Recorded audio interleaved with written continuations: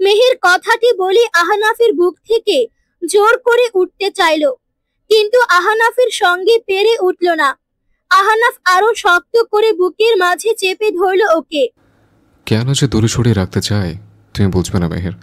তুমি কাছে থাকলে আমার বড্ড অশ্লীল হতে ইচ্ছে করে, নিষিদ্ধ আদরটুকু তোমাকে দিতে ইচ্ছে করে। ছি, আপনার অশ্লীল হতে ইচ্ছে করে, আবার ঢাকঢোল পিটিয়ে আমাকে শোনানো হচ্ছে। ছাড়ুন আমায়, আমি থাকবো না আপনার সঙ্গে এই রুমে। মেহেরের কথা শুনে আহনাফ নিজের কপালে দুটো চাপড় দিয়ে বলল, থাক, তোর সামনে আমার অশ্লীল হইতে মানা হয়েছে। পরে আবার আমার চরিত্রকে দুর্বল বানিয়ে কলকাতা হারবাল খাইতে বলিস না। যা, এখন বই নিয়ে আয়, এই ঘরে লেখাপড়া করবি। বিয়ে তো করছে, বউ লেখাপড়া উৎসাহ দিতে আর হেল্প করতে।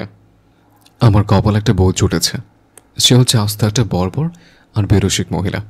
মেহের ভেঙচি কাটলো। এমন সময় আহনাফ নিজেকে আবিষ্কার করলো বস্ত্রহীন অবস্থায়।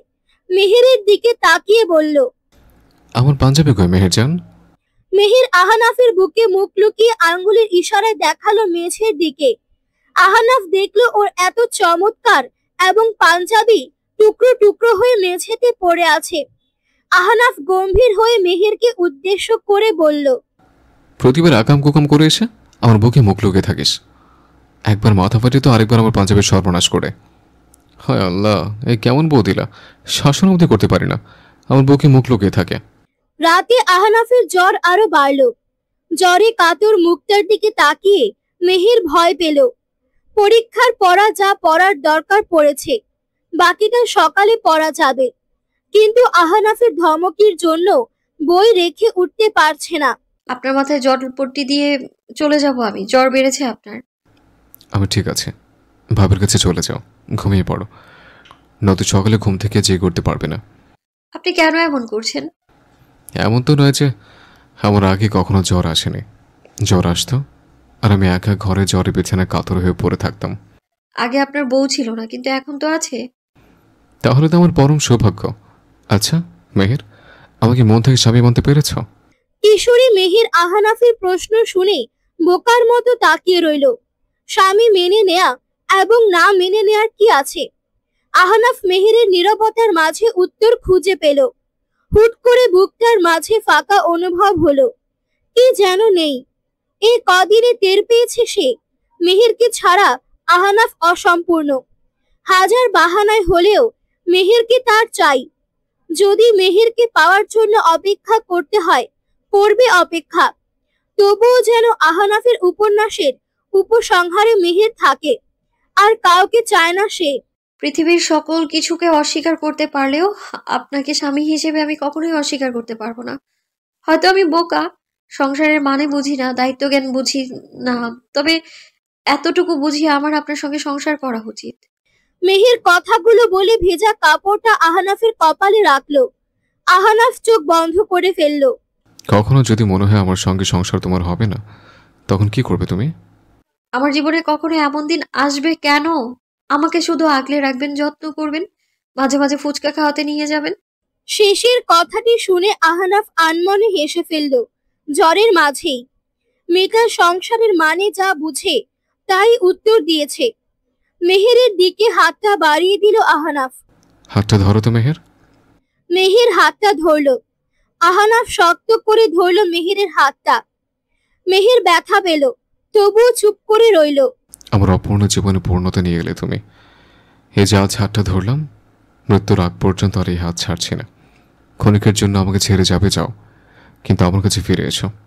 মেহেরের হাতটা টান দিয়ে নিজের ঠোঁটের উপর রাখলো আহনাফ। মেহের লজ্জা পেয়ে মাথা নিচু করে ফেলল। ভাবির ঘরে যাও মেহের, আমি ঘুমাবো। কিন্তু এই দেখো, ঘাম দিয়েছে শরীরে, জ্বর নেমে গেছে। অগত্যা মেহেরকে চলে যেতে হলো। মেহের চলে যাওয়ার পর আহনাফ ঘড়িতে সময় দেখল, রাত 2টা বাজছে। আহনাফ ধীরে ধীরে বিছানা ছেড়ে উঠে দাঁড়ালো। ড্রেসিং টেবিলের ড্রয়ার থেকে লাইটার আর সিগারেটের প্যাকেট নিয়ে চলে গেল বারান্দায়। নিশুতি রাতের আধারে বারান্দায় দাঁড়িয়ে নিকোটিনের ধোঁয়া ওড়াতে ব্যস্ত। মাঝে জীবনটাকে বড্ড সহজ মনে হয়, আবার মাঝে চেপে মনে হয় বড্ড কঠিন এই জীবন। পরিকল্পনা মাফিক জীবন যে সবাই অ্যাফোর্ড করতে পারে না। এই যে আহনাফ চাইলো জীবনটা একরকম ভাবে, আর বিধির বিধানে অন্য জীবন পেল। পরদিন সকালে খেয়া নাস্তা তৈরি করে মেহেরকে খাইয়ে দিল, কারণ দেরি হয়ে গেছে। আনোয়ার সাহেব আহনাফের ঘরে গিয়ে বসে আছে। খেয়া তাদের ডাক দিতে যাবে, তার আগেই তারা দুজনে নিচে নেমে এলো। মেহের আহনাফের দিকে তাকালো। স্নিগ্ধ ফুরফুরে মেজাজে মেহেরের পাশের চেয়ারটা টেনে বসলো আহনাফ। স্বামীকে ছাড়া আগে ভাগে খেয়ে ফেলে বেয়াদব বউয়ের লক্ষণ। মেহের গ্রামার বইটা চেহারা থেকে সরিয়ে আহনাফের চোখে তাকালো। আহনাফ জায়গা মতো টোপ ফেলেছে। এবার তার পিচ্চি বউটা রেগে গেছে। এবার নাস্তা শুরু করা যাক। ভাবি, নাস্তায় কি আছে? চট জলদি দিন। আপনার জন্য স্যুপ, বাকি সবাই পরোটা আর সবজি ভাজি দিয়ে নাস্তা সারলাম। ভাতের মারের মতো স্বাদ। এই স্যুপ কোরিয়ান আর চায়নাদের খেতে দেখলে ভালো লাগে, কিন্তু আমার খেতে ভালো লাগে না। এক্সট্রা পরোটা আছে? আছে তো, আমি নিয়ে আসছি। কথাটি বলে খেয়া মেহেরের দিকে চোখ পাকিয়ে তাকালো। আমি আবার কি করলাম? দৃষ্টি যেন বইয়ের পাতায় থাকে, এদিক সেদিক তাকানোর ওপর নিষেধাজ্ঞা জারি করা হলো। মেহের অসহায় চোখে তাকালো। খেয়ার কথা শুনে আহনাফ এবং আনোয়ার সাহেব হেসে ফেললেন। খেয়া হাসলো, তবে সবার আড়ালে। মেহের চুরি ধরা পড়লো যেন, তাই মাথা নিচু করে আপাতত বই চোখ রাখলো। বুঝলে দাদু, আমার ভাবি মিসেস চৌধুরী হচ্ছে কেমন যেন? বিড়ালের সামনে মাছটাকে বলবে, এই বিড়াল তুই মাছ খাস না, তোর জন্য মাছ হারাম। আনোয়ার চৌধুরী আহনাফের কথা শুনে হো হো করে হাসছেন। ততক্ষণে খেয়া রান্নাঘর থেকে আহনাফের জন্য নাস্তা নিয়ে এলো। আহনাফের সামনে প্লেট বাড়িয়ে দিয়ে খেয়া বলল, আজ আমাদের বাড়িতে যাব। বিয়ের পর নিয়ম অনুসারে আজ যাওয়ার কথা ছিল। শরীরকে বলে দেবো আপনাকে দিয়ে আসবে। ভাই আসবে কবে? প্রশ্নটি করে পরোটা ছিঁড়ে ভাজিয়ে দিয়ে মুখে পড়ল আহনাফ। আজ রাতের ফ্লাইটে আসবে। মেহের বাদে তিনজনের মাঝে টুকটাক আলাপ চলল। পরীক্ষার সময় ঘনিয়ে আসছে, তাই মেহের রেডি হয়ে দাঁড়িয়ে আছে। আনোয়ার সাহেব পরীক্ষা কেন্দ্রে দিয়ে আসবেন এমনটাই কথা হয়েছিল, কিন্তু আহনাফের একটাই কথা, মেহেরকে ওই দিয়ে আসবে। এদিকে মেহেরের লজ্জা লাগছে আহনাফ সঙ্গে যাবে শুনে। স্কুলের সবাই যখন জানবে মেহেরের বিয়ের কথা, তখন সবাই কি ভাববে। আহনাফ ওর বাইকের চাবিটা নিয়ে মেহেরের সামনে এসে দাঁড়ালো। মেহেরকে আরো একবার গভীর চোখে পর্যবেক্ষণ করে দেখলো। ব্লু রঙের গাউন, ক্রস বেল, দুই কাঁধের পাশে দুইটো বেনি পড়ে আছে, সাদা পায়জামা, গলায় স্কুলের আইডি কার্ড, পায়ে সাদা লেডিস স্কেটস। বাহ, জীবনে বোধহয় বেশি পুণ্য কামানো হয়েছে, তাই এমন স্কুল পড়ুয়া মেয়ের উপর হৃদয় হারিয়েছে। আহনাফ মেহেরের হাত ধরে এগিয়ে গেল গ্যারেজের কাছে। গ্যারেজের ভেতর থেকে বের করে নিয়ে আসছে আহনাফের শখের দামি একটা বাইক। রাস্তার ধুলো মাখা সকালটা হঠাৎ ঝকঝকে হয়ে উঠল যখন কালো সবুজ আলোর বিকিরণ গ্যারেজের গেটে পেরিয়ে বের হয়ে এলো। কাওয়াসাকি নিনজা H2 কার্বনের বোনা তন্তুর মতোই চকচকে কোট, টেলিস ফ্রেমে এমেরাল্ডের আভা। আহনাফ হেলমেটটা দু হাতে তুলে ধরে মেহেরের মাথায় পরিয়ে দিল। স্ট্র্যাপ টেনে আঙ্গুলের ফাঁকে চুলগুলো সরিয়ে গুজে দিল কানের পিছে। আমার বাইকের পেছনে সর্বপ্রথম যাত্রী হচ্ছে তুমি। কেনার পর পড়েছিল গ্যারেজে, ভেবেছিলাম বিয়ের পর বউকে নিয়ে ঘুরবো, হলো তাই। আজ আমার বউটাকে নিয়ে সারা শহর চষে বেড়াবো বাইকে। এই বাইক ধীরে চলে? তোমার স্বামীর উপরে বাইকের গতি দায়িত্ব ছেড়ে দাও মেহেরজান। হাতের ঝিলের ওপর দিয়ে বাতাস আসে কাঁচা বৃষ্টির গন্ধ নিয়ে। মেহের পেছন থেকে আহনাফের কাঁধে কপাল ঠেকায়। এত টাকা দিয়ে এটা কেনই বা কিনলেন? 48 লক্ষ। কেনার গল্পটা টাকা দিয়ে মাপা যায় না। আহনাফ হাসলো। মেহের ভারী কথা বুঝলো না। সামনে লাল সিগন্যাল। আহনাফ থামে। বাইকের আনায় মেহেরের চোখটুকু দেখা যায়। চশমার ভেতরে উকি দিচ্ছে নার্ভাস। ভয় পাচ্ছ? ভয় পাই না, তবে অনেক আগে একবার বেপরোয়া রাইড করে ইনজিওর্ড হয়েছিলেন আপনি। আহনাফ জবাব দেয় না। তখনকার সময় আর এখনকার সময় কি আর এক হলো? তখন বউ ছিল না বাইকে, কিন্তু এখন তো আছে। সবুজ বাতি জ্বলে উঠতেই রাস্তায় অপেক্ষারত সব গাড়ি চলতে শুরু করলো নিজ গন্তব্যে। স্কুলের গেটের সামনে আসতেই আহনাফ দেখতে পেল ওর দলের ছেলেরা এসে হাজির। আহনাফকে দেখে সব কয়টা ছেলে এসে সালাম ঠুকলো, আর মেহেরের দিকে তাকিয়ে সবাই একযোগে সালাম দেয়। মেহের ভরকে যায়। রাস্তায় পথচারী এবং অভিভাবক সহ স্টুডেন্ট সবাই বাঁকা নজরে তাকালো মেহেরের দিকে। কেউ কেউ তো ফিসফিস করে বলছে। কথাগুলো শুনলো মেহের। লজ্জায় মনে হলো মাটিতে ঢুকে যেতে পারলে ভালো হতো। আহনাফ কথাগুলো শুনতে পায়নি বোধহয়, কারণ সে তখন ছেলেগুলোকে বকাঝকা করছিল। কেন এতগুলো মানুষের সামনে মেহেরকে অস্বস্তিতে ফেললো? মেহেরের হুট করে কি যে হলো? আহনাফকে কিছু না বলেই পরীক্ষা কেন্দ্রে ঢুকে পড়ল। আহনাফ দীর্ঘশ্বাস ফেলে পাশের এক ক্লাব ঘরে গিয়ে বসে রইল, যেটা কিনা ওদেরই দলেরই। পরীক্ষা শুরু হবার আগে কিছু স্টুডেন্টের বাঁকা নজরে আর কটু বাক্য শুনে মেহেরের মানসিক অবস্থা বেহাল দশা। পরীক্ষা যখন শুরু হবার আধা ঘন্টা আগে মেহের কান্নাকাটি শুরু করলো। ও পরীক্ষা দেবে না, বাসায় ফিরে যাবে। ইতিমধ্যে মেহেরের বাবার কাছে কল করে বিষয়টা জানিয়েছে স্কুলের হেডমাস্টার আফতাব হোসেন। সবটা শোনার পর ব্যাপারটা দেখছেন বলেই কলটা কেটে আহনাফকে কল করলো। আহনাফ সব শুনে আফতাবকে বলল দুশ্চিন্তা না করতে। আহনাফ ছুটে গেল পরীক্ষা কেন্দ্রে। দারোয়ানকে মেহেরের গার্ডিয়ান পরিচয় দিতেই ওকে ঢুকতে দিল। অফিস রুমে গিয়ে দেখলো মেহের মাথা নিচু করে কাঁদছে। পাশে দুইজন মহিলা টিচার দাঁড়িয়ে আছে, মেহেরকে বোঝানোর চেষ্টা করছে। মেহের, পরিচিত ডাক শুনে মেহের অশ্রু ভেজা চোখে তাকালো। আহনাফের বুকটা মোচড় দিয়ে দেয়। কি হলো তার পিচ্ছি বউটার? আহনাফ মেহেরের সামনে গিয়ে দাঁড়ালো। টিচার দুজন আহনাফকে সালাম জানালো, কারণ ওনারা আহনাফকে চেনে রাজনীতির সুবাদে। কি হয়েছে? কান্না করছে কেন? পরীক্ষা দেবে না? কি হয়েছে আমাকে বলো, আমি দেখি আমি সমাধান করতে পারি কিনা। আহনাফ মেহেরের মাথায় হাত রেখে কথাটি বলল। মেহের এক ঝটকায় আহনাফের হাত সরিয়ে দেয়। আহনাফ বিস্মিত হয়ে তাকিয়ে রইল মেহেরের দিকে।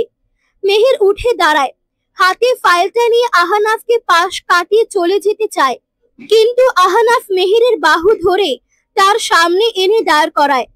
আহনাফ রেগে যাচ্ছে, কিন্তু মেহেরও যেন নাছোড় বান্দা, যেন পণ করেছে আজ পরীক্ষা দেবে না বলে। আহনাফের কাছ থেকে নিজেকে মুক্ত করতে চাইছে। কি হয়েছে আগে সেটা বলো, তারপর পরীক্ষা দেবে কি দেবে না আমি ভেবে দেখবো। কি দেখবেন? কি দেখবেন আপনি? সবাই আমার দিকে বাঁকা চোখে দেখছে, ভাবছে আমি এইটুকুন মেয়ে আপনার রাজনীতি ব্যাকগ্রাউন্ড দেখে পাগল হয়েছি। আমার মতো মেয়েদের কারণে সমাজ নষ্ট হয়, আশেপাশে মেয়েরা আমায় অনুকরণ করে খারাপ পথে যাবে। আমি চাইনি আপনি আসুন আমার সঙ্গে, আমি জানতাম এমন কিছুই হবে। দেখলেন তো আমার ভয়টাই সত্যি হলো। আহনাফের বুকে দু হাতে ধাক্কা দিয়ে কথাগুলো বলে মেহের। আহনাফ মেহেরের কথাগুলো যেন বিশ্বাস করতে পারছে না। মেহেরকে ছেড়ে দেয়, তারপর দুটো টিচারের দিকে তাকিয়ে বলল, একটা জিনিসের ব্যবস্থা করতে পারবে? মিনিট 5 মধ্যে সব ব্যবস্থা হলো, কারণ আহনাফ চৌধুরীর আদেশ বলে কথা। পুরো মাঠ ভর্তি অভিভাবক এবং ছাত্র ছাত্রী দাঁড়িয়ে আছে। এক পাশে স্কুলের টিচার আর এক পাশে দাঁড়িয়ে আছে আহনাফ। আহনাফের পাশে মেহের। মেহেরের হাত শক্ত করে ধরে রেখেছে আহনাফ। মাইক হাতে নিয়ে বলল, আমি কে, কি আমার পরিচয়? এসব বলার অপেক্ষা আমি থাকি না, কারণ আমি কে এই এলাকা সহ আশেপাশে এলাকার মানুষও আমার সঙ্গে পরিচিত। মূল কথায় আসে, আমার পাশে দাঁড়িয়ে থাকে মেয়েটা আমার প্রেমিকা নয়, আমার বিয়ে করা বউ। বাংলায় না বলছে ইংরেজিতে বলি, শি ইজ মাই ওয়াইফ। সবার গানে ঢুকেছে ও কি হয় আমার? আমি আহনাফ চৌধুরীর সজ্ঞানে মেয়েরকে বিয়ে করেছি। কানে ঢুকেছে সবার? মাঠে উপস্থিত সবাই একসাথে বলে উঠল। মেহের মাথা নিচু করে কাঁদছে। আমার বিয়ে করা বউ নিয়ে যদি কারো চুলকানি হয় সেটা আমাকে কনফার্ম করবেন। Is that clear? শিক্ষকদের সঙ্গে কথা বলে মেহেরকে পরীক্ষা দেওয়ার জন্য ক্লাসরুমে পাঠিয়ে দেয় আহনাফ। মাঠ ধীরে ধীরে খালি হচ্ছে। কিছু ইয়াং বয়সের ছেলেপেলেরা আহনাফকে ঘিরে ধরেছে সেলফি তোলার জন্যে। এতক্ষণ যা হলো, কেউ একজন ফেসবুক লাইভে এসে আহনাফের কথোপকথন দেখালো এবং ক্যাপশনে লিখলো, দিন দুপুরে মানুষকে হুমকি দিচ্ছে আহনাফ চৌধুরী। এমন রাজনীতি কখনো দেশের জনগণের জন্য উন্নতি বয়ে আনতে পারে না। রক্ষক যখন ভক্ষক হয়ে ভক্ষণ করে তখন জনগণ কি করবে? বাল্য বিবাহের মতো একটা জঘন্য অপরাধ আহনাফ চৌধুরী কিভাবে করে? তার দলের লোক কি তাকে প্রোটেক্ট করছে এই ব্যাপারে? বাস, মুহূর্তে ভাইরাল হলো লাইভ। ভোরের স্নিগ্ধ মাখা সূর্যের আলোর পরশে খেয়ার ঘুম ভেঙেছে। আর মোড়া ভেঙে পাশ ফিরতেই দেখতে পেল ফায়েজের ঘুমন্ত মুখখানা। খোঁচা খোঁচা দাড়িতে লোকটাকে মন্দ লাগছে না। মাঝে মাঝে এই মানুষটার আচরণ দেখলে মনে হয় খেয়ার সঙ্গে তার কত জনমের পরিচয়, অথচ বিয়ের আগে তার সঙ্গে দেখা হয়েছে মাত্র 3 বার। প্রথমবার অনাকাঙ্ক্ষিত মুহূর্তে দেখা, দ্বিতীয়বার সে চাকরির প্রার্থী আর ফায়েজ ইন্টারভিউয়ার, তৃতীয়বার দেখা হলো তার চাকরির প্রথম দিন এবং ফায়েজের বাড়িতে। অথচ বিয়ের দিন আগে দেখা হওয়ার সেই রাত থেকে ফায়েজকে রোজ নতুন করে আবিষ্কার করছে। এই যেমন গতকাল রাতে মালয়েশিয়া থেকে ঢাকার এয়ারপোর্ট থেকে বের হয়ে সোজা রওনা দিল তাদের বাড়ির উদ্দেশ্যে। শেষ রাতের দিকে এসে গেটের কাছে গাড়ি দাঁড় করিয়ে কল করলো। ঘুম ঘুম চোখে কল রিসিভ করে মানুষটার কণ্ঠ শুনে প্রায় দৌড়ে গেট খুলে তাকে বাড়ির ভেতরে নিয়ে এসেছিল। বাবা মা টের পেয়েছে কিনা জানে না খেয়া, তবে ভয় হচ্ছে না, কারণ মানুষটা তার অর্ধাঙ্গ। তাদের সম্পর্কের একটা নাম আছে। এভাবে তাকিয়ে থেকো না, আবার প্রেমে পড়ে যাবে। খেয়া হতভম্ব হলো, চোখ বন্ধ। অথচ সে যে তাকিয়ে আছে টের পেল কিভাবে? ফায়েজ চোখ খুলে তাকালো। খেয়া আজ সমান তালে ফায়েজের চোখে চোখ রাখলো। বিয়ের পর প্রথম সকাল তাদের, যদিও তাদের বিয়ে হয়েছে মাত্র 4 দিন। ফায়েজ মুচকি হেসে খেয়ার দিকে হাত বাড়ালো।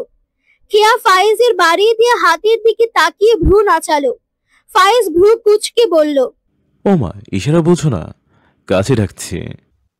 আমি ব্রাশ করিনি। কাছে আসার সঙ্গে ব্রাশের কি সম্পর্ক? মুখে দুর্গন্ধ আছে না?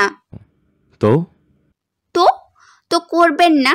এটা কি সিনেমা বা নাটক যে সকালবেলা স্বামী আর স্ত্রী বাসি মুখে নিয়ে হেসে হেসে কথা বলবে? আমার তো বলতেও ঘেন্না লাগছে। সত্যি সত্যি খেয়া বমি করার ভান করলো। এদিকে ফায়েজ বিস্মিত হয়ে খেয়ার কাণ্ড দেখছে। খেয়া বিছানা থেকে নেমে ঘর থেকে বের হয়ে যাচ্ছিল। এমন সময় ফায়েজ কাছে ডাকলো ওকে। এদিকে এসো। 5 মিনিট পরে আসছি। কাছে এসো বলছি। খেয়া খেয়া পারছে না, ভ্যা ভ্যা করে কাঁদে। কিন্তু সদ্য বিয়ে হওয়া বরের সামনে ন্যাকামি কান্না মানায় না। অগত্যা খেয়াকে যেতে হলো। ফায়েজ যেখানটায় শুয়েছিল সেখান থেকে খানিকটা সরে গেল। খেয়া সেখানটায় গিয়ে বসলো। ফায়েজ সরু চোখে তাকিয়ে আছে খেয়ার দিকে। খেয়া মাথা নিচু করে রেখেছে, যেন বিশাল বড় অপরাধের অপরাধী সে। বাসি চুমু ছাড়া আর কি কি দেখা হয়েছে সিনেমায়? বাস, ফায়েজের দিকে তাকানোর সকল সাহস ফুস। জবাব যে দেবে সেটাও পরের বিষয়। ফায়েজ উঠে বসলো। খেয়ার মাথায় থাকা ওড়না নামিয়ে ঘাড়ের ওপরে রাখলো। গলার স্বর্ণের চেনটা চকচক করছে। কানের দুল জোড়াতে খেয়ার কিছু এলোমেলো চুল জোড়া পেঁচিয়ে আছে। ফায়েজ হাত বাড়ায়। খেয়া উঠে যেতে গেলেই ফায়েজ হাত ধরে টেনে বসিয়ে দেয়। নড়বে না। কি করবেন? ড্রাকুলা চেনো? মুভিতে দেখেছি, মানুষের ঘাড়ে কামড় দিয়ে রক্ত শুষে নেয়। আমিও আজ তোমায় শুষে নেব। ফায়েজ কথাটি বলেই হো হো করে হেসে উঠল। খেয়া লজ্জা এবং হতবাক মিশ্রিত চাহনিতে তাকিয়ে বলল, আপনি মজা করছেন তাই না? তুমি কি আমার বেআইন যে মজা করব? ফায়েজ খেয়ার কানের দুলজোড়া থেকে চুলগুলো ছাড়িয়ে দিল। তারপর সব কয়টা চুল ঘাড়ের অন্য পাশে রাখলো। ততক্ষণে খেয়া ফ্রিজড। ফায়েজের মতলব যে ভালো না সে টের পেয়ে গেছে। হুট করে গলায় তপ্ত ভেজা স্পর্শ পেতেই খেয়া কারেন্টের শকের ন্যায় অনুভব করলো। ফায়েজ সরে গেছে। খেয়া ঘাড়ে হাত রেখে মাথা নিচু করে ফেললো। এবার সত্যি লজ্জা পাচ্ছে। লজ্জার রেশ কাটাতে না কাটাতে ফায়েজ আরো একটা অভাবনীয় কাণ্ড ঘটালো। ফায়েজ খেয়ার কাছ থেকে সরে আসতেই খেয়া ঠোঁটের উপর হাত চেপে ধরলো। ফায়েজ হাসতে হাসতে বলল, যাও ওয়াশরুমে। বাসি চুমু সবাই হজম এবং এফোর্ট দুটোই করতে পারে না। এখন থেকে রোজ নিয়ম করে বাসি চুমু খাবো। আপনাকে খেয়া রেগে গিয়ে কিছু বলতে গিয়ে চুপ করে দৌড়ে চলে গেল ওয়াশরুমের দিকে। আর ফায়েজ হাসতে হাসতে বালিশে মাথা রেখে চোখ বন্ধ করলো। আজকের সকালটা অন্যরকম। ব্যাচেলর জীবনের অবসান ঘটিয়ে বউয়ের আদরের ছায়াতলে এবার রোজ সকাল হবে তার। খেয়া ওয়াশরুম থেকে ফ্রেশ হয়ে বের হলো। দেখলো ওর মা বেশ তড়িঘড়ি করে নাস্তা তৈরি করছে। খেয়া সেদিকে এগিয়ে যায়। জামাই উঠেছে? খেয়া অবাক হয়ে বলল, তুমি জানতে যে উনি আসবেন? ওমা, জামাই আসবে শ্বশুর বাড়িতে আর শ্বশুর শাশুড়ি জানবে না, এটা আবার কেমন কথা? তাহলে আমাকে বলনি কেন? দেখ, তোদের স্বামী স্ত্রীর মাঝে আমাদের টানবি না। তোকে কেন জানালো না এই বাড়িতে আসার কথা, তুই গিয়ে জিজ্ঞেস কর। বিয়ে ঠিক হবার পর থেকে একের পর এক সারপ্রাইজ দিয়েই যাচ্ছে, আর কত সারপ্রাইজ দেওয়া বাকি আছে কে জানে। মেয়ের কথা শুনে সুফিয়া মুচকি হেসে রুটি বেলতে লাগলেন। নাস্তা রেডি।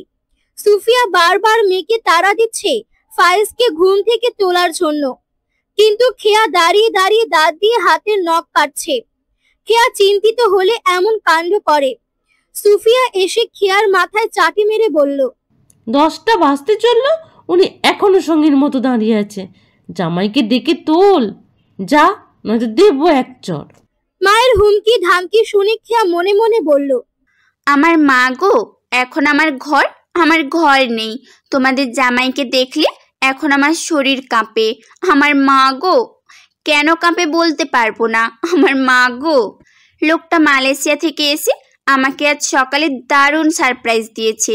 আমার মা গো, আমার তার সামনে যেতে ইচ্ছে করছে না। আমার মা গো। মায়ের ভয় অগত্যা খেয়াকে যেতে হলো। রুমে ঢুকে খাট থেকে খানিকটা দূরত্বে দাঁড়িয়ে থেকেই ফায়েজকে ডাকছে, কিন্তু ফায়েজের ঘুম থেকে ওঠার কোনো নাম গন্ধ নেই। খেয়া এবার ফায়েজের শিয়রের কাছে গিয়ে ডাকলো, শুনছেন, মা ডাকছে আপনাকে। আ খেয়াকে টান দিয়ে বসিয়ে খেয়ার কোমর দুহাতে পেঁচিয়ে ধরে উরুতে মাথা রাখলো ফায়েজ। তারপর ঘুম মাখা সুরে ফিসফিস করে বলল, চুলগুলো টেনে দাও। আপনি বালিশে গিয়ে শুয়ে পড়ুন, আমি চুল টেনে দিচ্ছি। কেন, তোমার সমস্যা হচ্ছে? খেয়ার পেটের মধ্যে নাক ঘষতে ঘষতে বলল ফায়েজ। নিজেই সমস্যার সৃষ্টি করে জিজ্ঞেস করছে, সমস্যা হচ্ছে তোমার? আল্লাহ, আবার রহম করুন, আমার যে সুরসুরি লাগছে। খেয়া মেঝেতে তাকিয়ে মনে মনে বলল, ভাইরাল ইস্যু হয়ে দাঁড়িয়েছে আহনাফের কথাগুলো। এক একজন এক এক রকম কথা বলছে।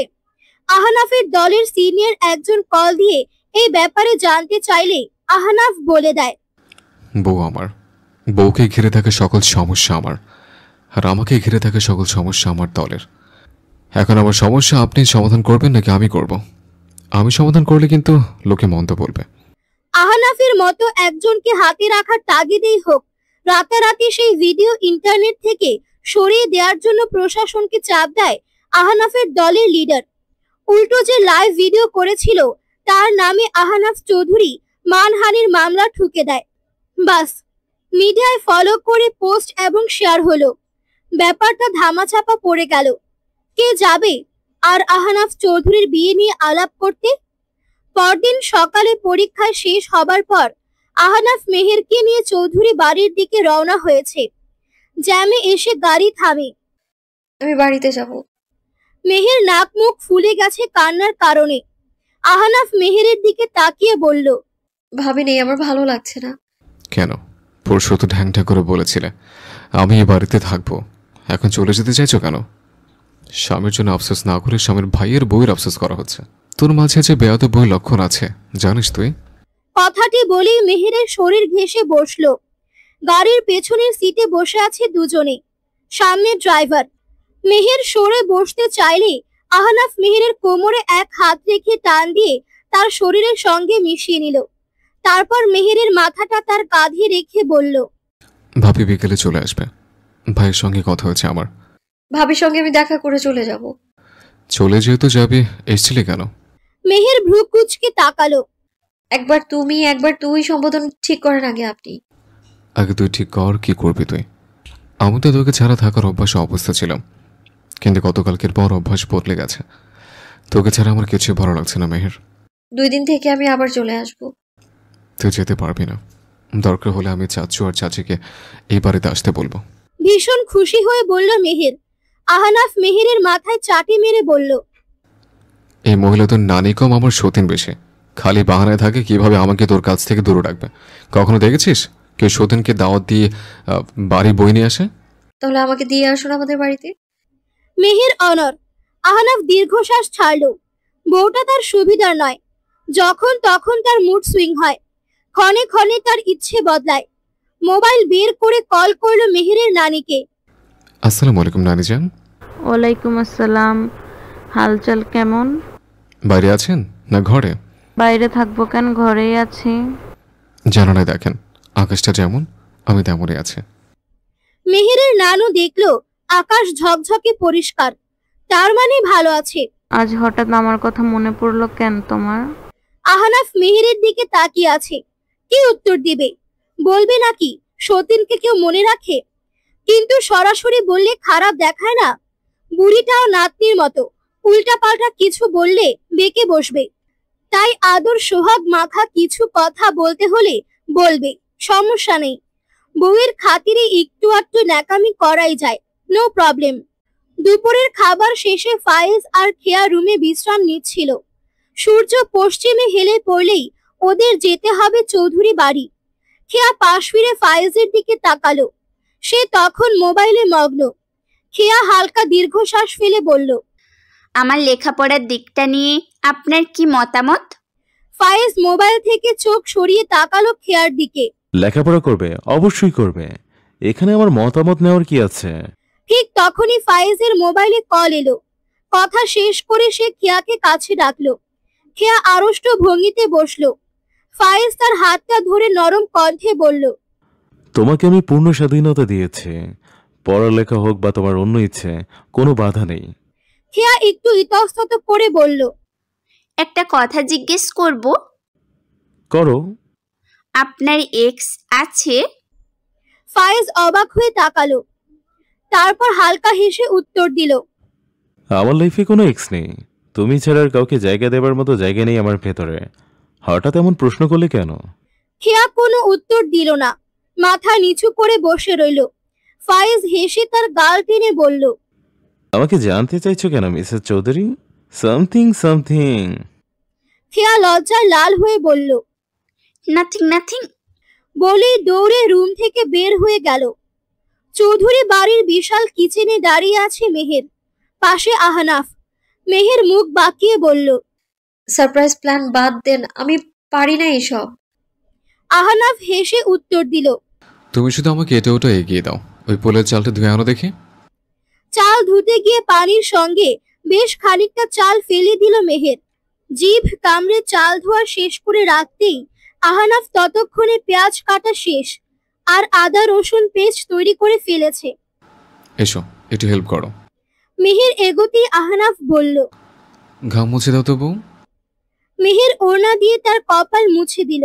আহনাফ খুশি হয়ে বলল, বাহ, এই কাজটা তো অনেক সুন্দর করেই পারো। মেহের ভ্রু কুচকালো। আমি কি রান্নাবান্না জানি নাকি? আহনাফ দুষ্ট হেসে বলল, না জানলেও কোনো সমস্যা নেই, কিন্তু আমার পোড়া কপাল, ভোজন রসিক স্বামীর বউ রান্না জানে না। শিখে নেব ভাবির কাছ থেকে। রান্না পরে শিখো, আগে আমাকে সামান্য ভালোবাসা দাও। বলেই কোমর জড়িয়ে টেনে নিল। মেহের ছটফট করতে করতে বলল, ছাড়ুন, কেউ দেখে ফেলবে। আহনাফ ফিসফিস করে বলল, ওই দেখো তোমার নানি আমার দিকে চোখ গরম করে তাকিয়ে আছে। আহনাফের কাছ থেকে সরে এসে মেহের তড়িঘড়ি করে দরজার দিকে তাকালো। কেউ নেই। আহনাফ মাংস নাড়ছে, মুখে দুষ্ট হাসি। মেহের কাদো কাদো মুখ করে বলল, ভালো হবে না বলছি, সবসময় আমার সঙ্গে মজা কেন নেন আপনি? মেহের রেগে বেরিয়ে গেলে আহনাফ জোর গলায় বলল, যদি রাগ থেকে ভালো কিছু হয় তবে রাগই ভালো। ড্রয়িং রুমে বসে টিভি অন করেছিল মেহের। কার্টুন দেখতে ভালো লাগছিল না, অথচ একগাদা পড়া বাকি। হুট করে কিছু মনে পড়তেই দৌড়ে গেল বাগানে। সেখানে বাড়ির মহিলা সার্ভেন্টরা ঘাসের উপর বসে আড্ডা দিচ্ছিল। আহনাফের কড়া নির্দেশে মেহের এগিয়ে গিয়ে বলল, আন্টি একটা হেল্প করবেন? তারা অবাক হয়ে তাকালো। কি দরকার? মেহের গম্ভীর গলায় বলল। ভালো বউ হতে কি করা লাগে? প্রথমে তারা চমকালো, তারপর হেসে ফেলল। মেহের বোকার মতো তাকিয়ে রইল। সবচেয়ে বয়স্ক সার্ভেন্ট মেহেরের মাথায় হাত রেখে বলল, আমাদের আহনাফ বাবার বউ তো এমনিতেই ভালো, তবে ভালো বউ হতে হলে স্বামীকে সম্মান করতে হয়, যত্ন করতে হয়, কিন্তু সবচেয়ে বড় কথা নিজেকেও ভালো রাখতে জানতে হয়, তখনই সংসার ভালো হয়। মেহের চুপ করে শুনে গেল। কথাগুলো তার মনে গেঁথে রইল। কথাগুলো তার বুকের ভেতরে যেন ঢেউ তুলল। সে মনে মনে বলতে লাগলো। মেহেরের চোখ নিচু হয়ে এলো। সম্মান, যত্ন, নিজেকে ভালো রাখা। আমি তো শুধু রেগে যাই, হুটহাট ঝগড়া করি। আনাফ বারবার মজা নেয়, আমি আবার কেঁদে ফেলি। তবে কি আমি ভালো বউ নই, নাকি এখনো শিখতে বাকি আছে অনেক কিছু? হঠাৎ কিছু মনে পড়তেই তার বুক কেঁপে উঠল। আহনাফ যখন বলেছিল, রান্না পরে শেখো, আগে আমাকে সামান্য ভালোবাসা শেখাও বউ। মেহেরের ঠোঁটে একরাশ লজ্জায় হাসি ফুটল। হয়তো সত্যি ভালো বউ হতে হলে আগে ভালোবাসতে জানতে হয়। বাগান থেকে ফিরে নিজের রুমে ঢুকলো মেহের। মনের ভিতর কেমন যেন অদ্ভুত অনুভূতি হচ্ছিল। সার্ভেন্ট আন্টিদের কথা মাথায় ঘুরছে। ভালো বউ হতে হলে স্বামীকে সম্মান করতে হয়, যত্ন নিতে হয়, আর নিজেকেও ভালো রাখতে জানতে হয়। ওড়না ঠিক করে আয়নার সামনে দাঁড়ালো। নিজের চেহারার দিকে তাকিয়ে ফিসফিস করে বলল, আমি কি আদৌ ভালো বউ হতে পারবো? ঠিক তখনই দরজায় কড়া নাড়ার শব্দ। আহনাফ ঢুকেই বলল। রাগ ভেঙেছে? মেহের মুখ ফিরিয়ে নিল। কিসের রাগ? আমি তো রাগ করিনি। ও মা, একটু আগে রান্না করে কাঁপিয়ে বেরিয়ে গেল কে? ভূত নাকি? মেহের ঠোঁট ফুলিয়ে বলল। সবসময় আমার সঙ্গে মজা কেন করেন আপনি? আমাকে এতটাই বোকা মনে হয় আপনার কাছে? আহনাফ হেসে তার সামনে এসে দাঁড়ালো। বোকা না, তুমি তো আমার চোখের মনে।